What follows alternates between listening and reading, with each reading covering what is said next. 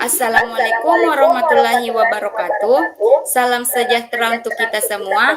Pada kesempatan kali ini, kami akan memaparkan materi tentang perencanaan dan pengembangan tes dan non-tes untuk memenuhi syarat mata kuliah evaluasi pembelajaran dengan dosen mitra mata kuliah Ibu Mardiana SPD MPD. Namun sebelum memasuki ke pemaparan materi, saya akan memperkenalkan teman-teman saya terlebih dahulu. Nah, yang pertama ada saya sendiri, Nurfaisaryono. Kemudian yang kedua ada Azauli Marahma. Kemudian ada Amanda Putri Lestari. Dan yang terakhir ada Muhammad Kalfani Abu Bakar.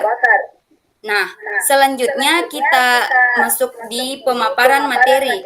Dan untuk pemaparan materi pertama akan dipaparkan oleh Saudari Amanda Putri Lestari.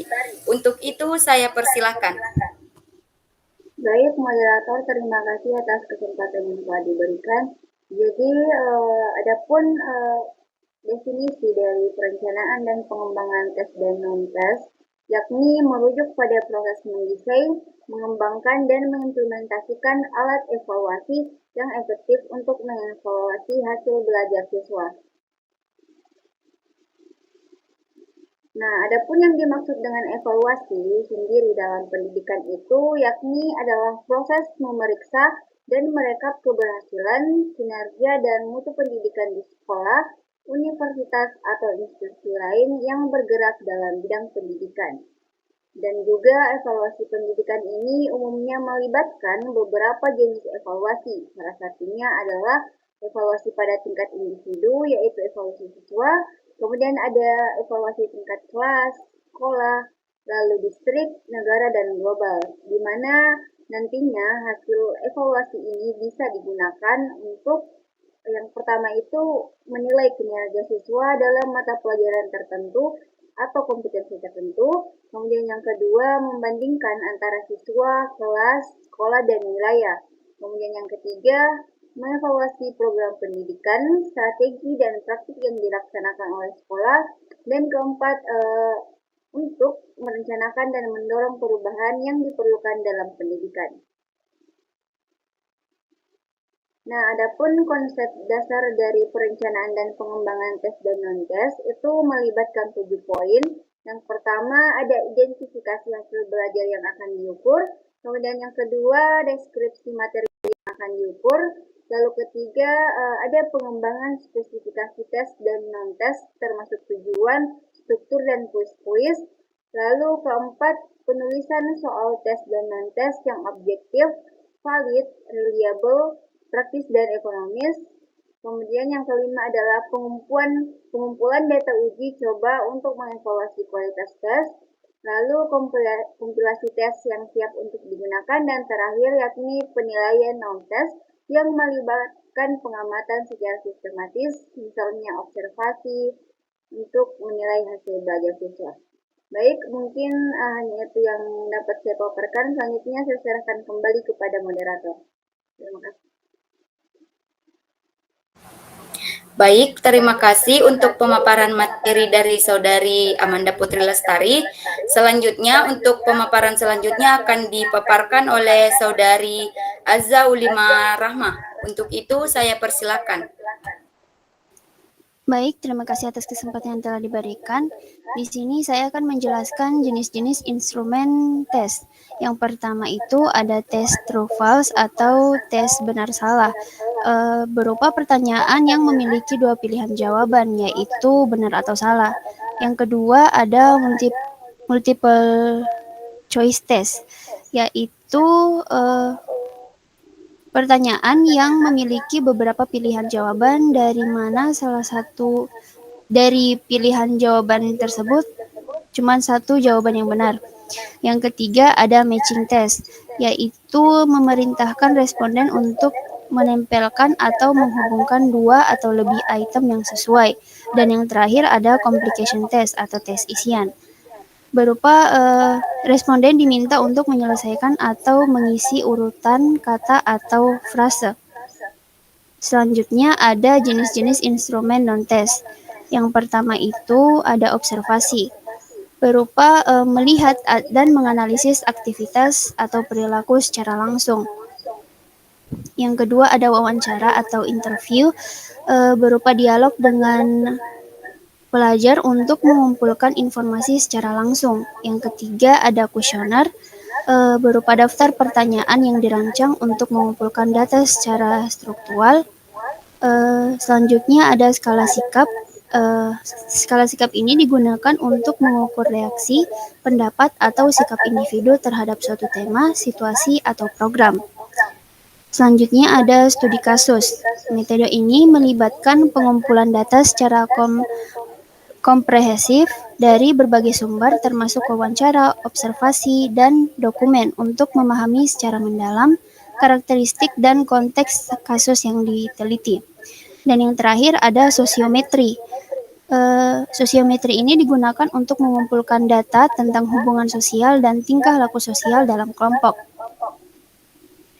Selanjutnya ada hipotesis penelitian berupa identifikasi hasil ujian.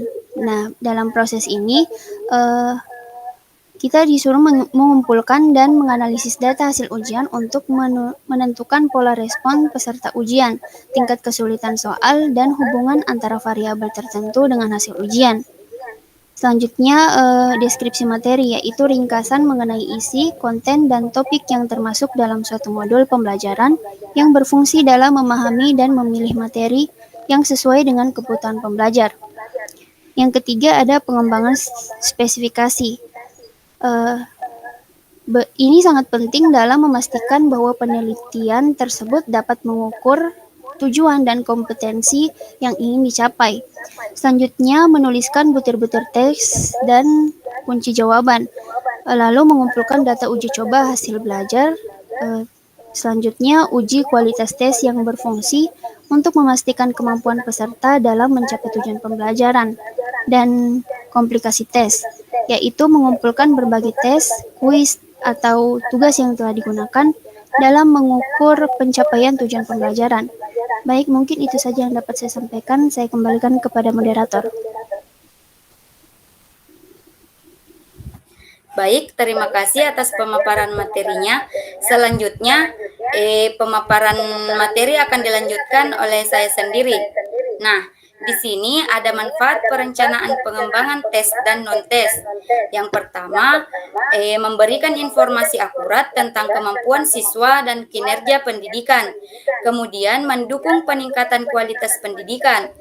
Selanjutnya ada mempermudah pengambilan keputusan dalam pemanfaatan hasil evaluasi, memfasilitasi proses pemberdayaan siswa, dan yang terakhir memperbaiki kurikulum dan metodologi pendidikan.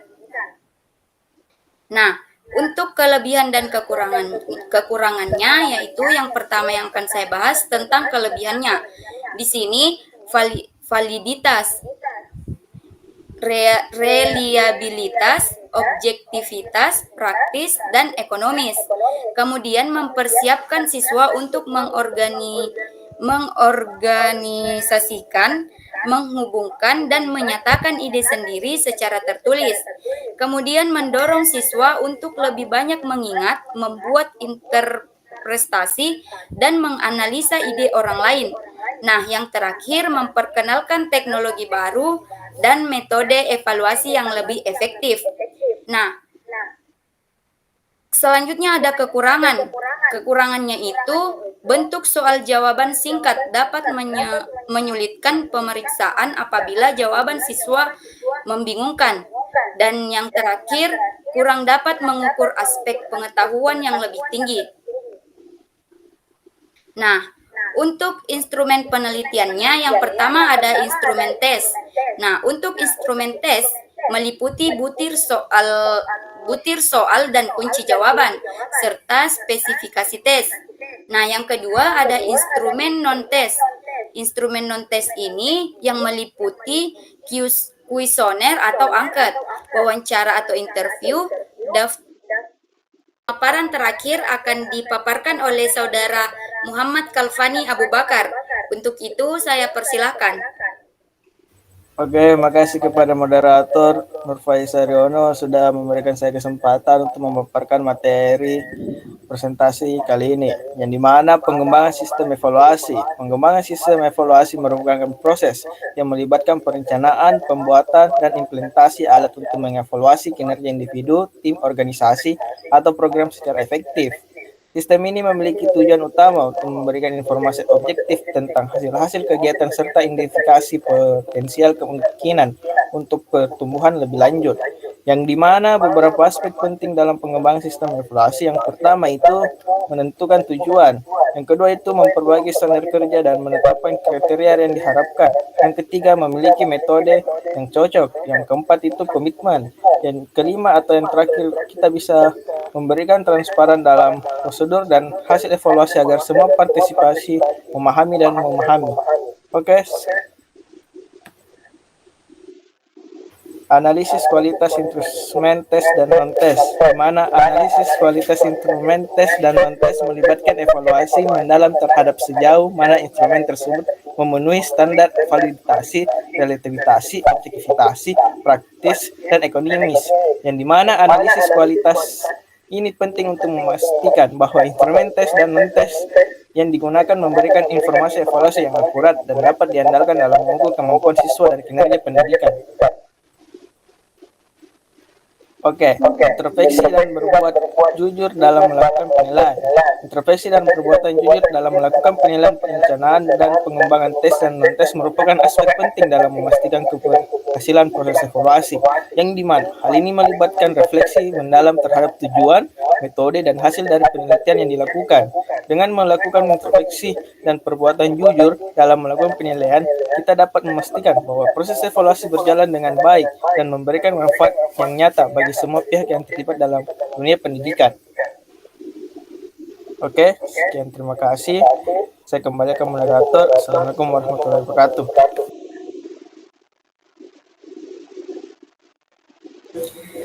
Nah, terima kasih untuk teman kelompok saya atas pemaparan materinya. Saya ucapkan terima kasih juga untuk teman-teman yang sudah menyempatkan waktunya untuk menonton presentasi materi dari kelompok kami. Mudah-mudahan apa yang sudah kami paparkan dapat dipahami dan membantu teman-teman semua. Saya ucapkan terima kasih kembali. Saya akhiri, wabillahi taufik wal hidayah. Wassalamualaikum warahmatullahi wabarakatuh.